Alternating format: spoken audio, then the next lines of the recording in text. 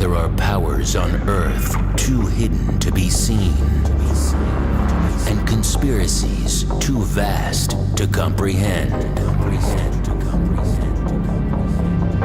For years, the world has seen fact distorted, reality manipulated, and the truth concealed.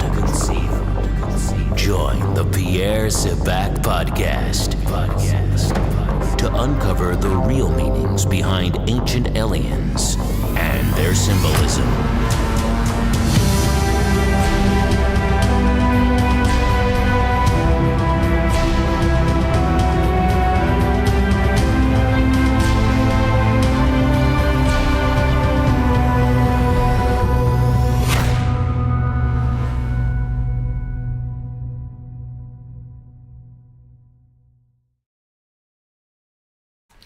Hi, this is Pierre Sabak, unlocking the keys to the mysteries. Now today we're going to be looking at the artifact. I refer to the word artifact in my book Holographic Culture. I argue that the artifact is an alien code that has been inserted into human language, and I'm going to try to support that supposition, that hypothesis today, and I'm going to look at the evidence that human language has been tampered with or interfered with. Before we do that, I'm going to look at the etymology of the word artifact. So first of all, we can see that the word comes from the Latin root art, which is using art, and factum is something which is made. So in this respect, the artifact can be understood to be a construct. I'm using the word artifact to refer to an intellectual construct, and this is coming from the Latin word facere, which is to make, artefactum, the artifact. So the definition of the artifact is used to refer to the code within language. And this code has been inserted in order to govern thought and thereby to gain dominance over the external world, in particular to try and gain dominance over how human beings think and to draw psychic inferences through symbolism and through etymological connections. Now, the evidence which is garnered through speech suggests that there's a high degree of artificiality which is encoded into language. Now, as I've maintained before throughout many of these talks, this artificiality or this encryption within language, this alien code, is modelled around the control system. So in other words, I want to impress upon the audience that the meanings of words, that they influence people. The words and the etymologies and the language, it influences mass thinking. So if you can control language, then you can control what people think, and by extension you can control how they behave.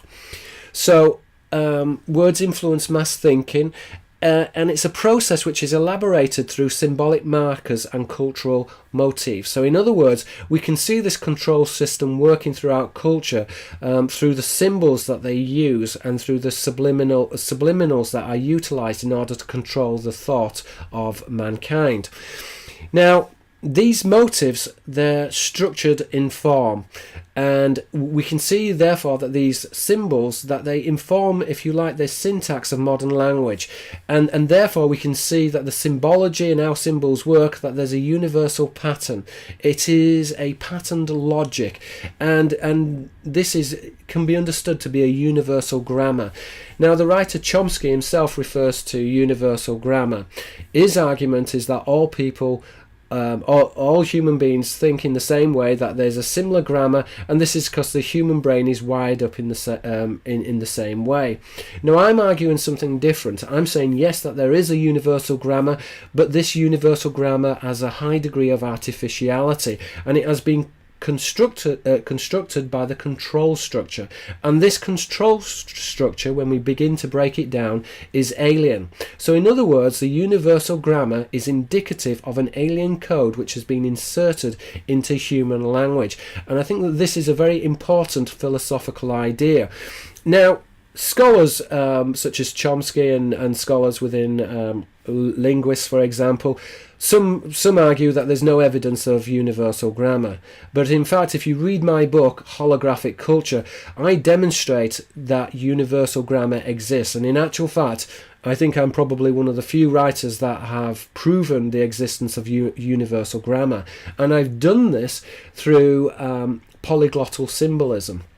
In other words, within all languages there are polyglottal symbols.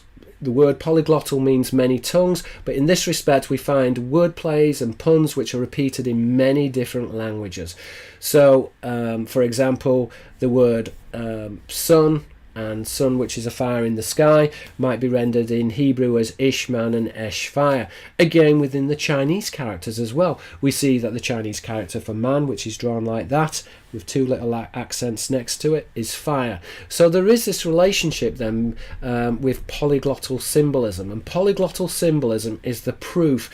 It is it's the binding. It binds together what we can understand to be universal grammar. It's the glue which binds universal grammar together. Now, I've argued that this polyglottal symbolism or universal grammar is alien in design, and it's used to control how we think. It's used to control and facilitate how we behave as a species.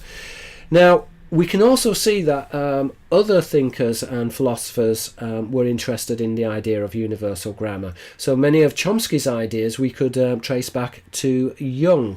And it's very interesting to look at what actually Jung himself said about universal grammar. In fact, he referred to the universal grammar as the archetype. So whereas I refer to this as polyglottal symbolism, Chomsky has come to these same conclusions himself through studying language, and he's referred to this as universal grammar. Myself, I've come to exactly the same conclusions, and again it's via the etymology. The universal grammar is basically polyglottal symbolism. I want to read you now a little bit from what Jung himself said about polyglottal symbolism or the archetype. So he said in Symbols of Transformation, this observation was not an isolated case. It was manifestly not a question of inherited ideas, but of an inborn disposition to produce parallel thought formations, or rather of identical psychic structures common to all men, which I later called the archetype of the collective unconscious. Now, I agree with Jung to a degree. Yes, there are parallel thought formations, and these are identical psychic structures. Now, he argues it was not a question of inherited ideas, but of an inborn disposition. I disagree. I take the opposite argument. I say that these ideas have been inherited, or more specifically, have been inserted into human language, and that the constructs are very artificial and have been used to control how we think and to manipulate how we behave. But we see essentially that Carl Jung is really talking about a universal grammar. He's talking about polyglottal symbolism. Similar ideas we can see are also found within Philip K. Dick's writings, and I think a lot of people may be familiar with Philip K. Dick as a writer of science fiction such as Minority Report. He also wrote the story Blade Runner, and so he's a very prominent sci-fi writer, but his philosophical writings, and particularly his writings on Gnosticism, are very insightful. He was also a very profound thinker in terms of Gnostic philosophy. So he refers to the artifact. And in fact, the artifact itself is a word which I borrowed from Philip K. Dick. Now, the distinctions that he refers to the artifact is very different from how I use the word artifact. I refer to the artifact as the code within language. He has a slightly different take on this, but I think it's useful to look at how he refers to the artifact, because he sees this connection with the artifact as being, how he describes it, as the spuriousness of the empirical world and how this is generated. So he's almost saying that the physical world is is an illusion, very much like within the Buddhist traditions of Maya, that everything is an illusion. And these ideas are very much prominent within Gnostic philosophy as well. So here then, Philip K. Dick is referring to the artifact as the counterfeit world, and this counterfeit world certainly within Platonic and Neoplatonic philosophy, was created by the demiurge. The Greek word demiurge, demiurgos, means the public craftsman. In this respect, the public craftsman can also be understood to be the public engineer, or the genetic engineer of mankind, because he created the physical world. In particular, he created physical forms. Now, obviously, this can play into the Platonic ideas of universal forms, which are manifested as particularized forms, or within quantum physics, this would be the implicit forms or the implicated order, and now they are rendered as the explicated order, or the waveform, which is appears as the as a particle, or within again Neoplatonic philosophy, the aeon, which represents all forms, and again this plays into the idea of a holographic universe, the interference pattern which comes together, or the spirit which is rendered physically. Now, according to Philip K. Dick's interpretation, the artifact enslaves the mind, and I don't disagree with him there. The artifact does indeed enslave the mind. It is artificial, and it is a construct. Now, it's the artifact for me is the inner workings of verbal communication, and this is very important because it actually links into the template of thought. It's concerned with the operation of language, and therefore it's related to what I refer to as taxonomic symbolism. So these are constructs which are interrelated through etymologies. Now, the artifact in many respects is a deliberate ploy. It works on the construction of language, and therefore the artifact is it's a construct, and it seeks to monopolize control. In particular, I argue that the artifact seeks to control the mind through supplanting the human mind, and therefore it's contrived. It's concealed within language and within subliminal symbolism. The artifact is an important idea because it's behind semiotics, it's behind the construct, it's behind the deconstruction of language. In many respects, it's also a very radical idea, because the synopsis itself assumes that the control structure is hardwired in. Although the control structure is hardwired into the brain, I'm arguing that there are external agencies which are doing the hardwiring, which are putting these ideas into language and are threading these ideas into language, and are therefore found within universal grammar, within polyglottal symbolism. As we said before, Jung referred to this as the archetype. The archetype is referring to this polyglottal language, or the universal grammar. It is essentially, the artifact is the manipulation of the discourse, which is the dialectic.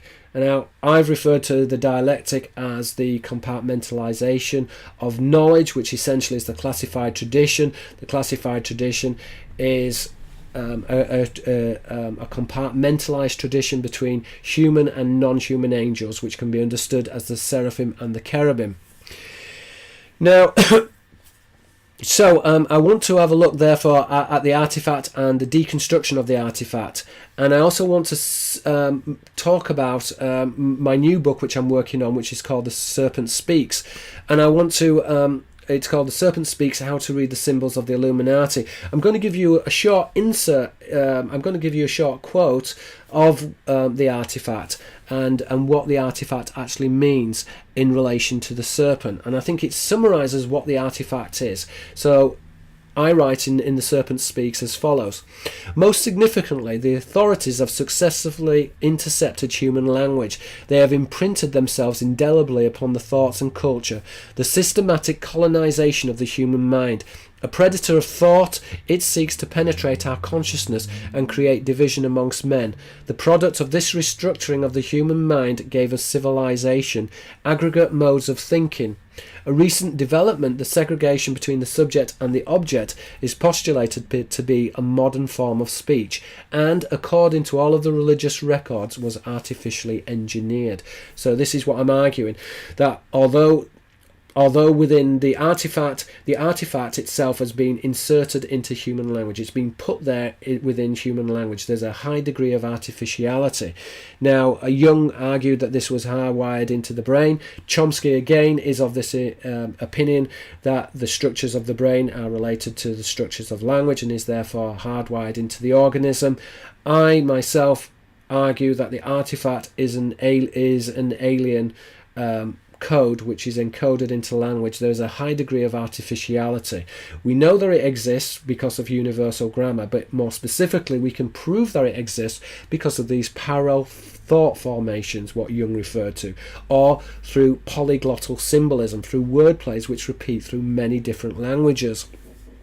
So we find the artifact within the religious records. It's engineered. Now this mode of locution is referred to as the artifact, and it was deliberately created by the gods, or the Elohim, the high ones who visited humans from heaven.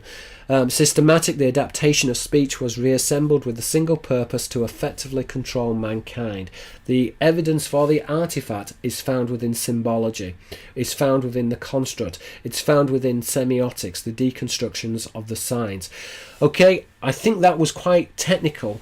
Not all of my videos are going to be as technical and as far out as this one, but if you do enjoy this, if you did enjoy this video, then please subscribe, please give me a thumbs up, and let's try and make this a better world. Thank you very much for listening, and I look forward to talking to you all very shortly. Thank you very much. Thank you. This is Pierre Sabak.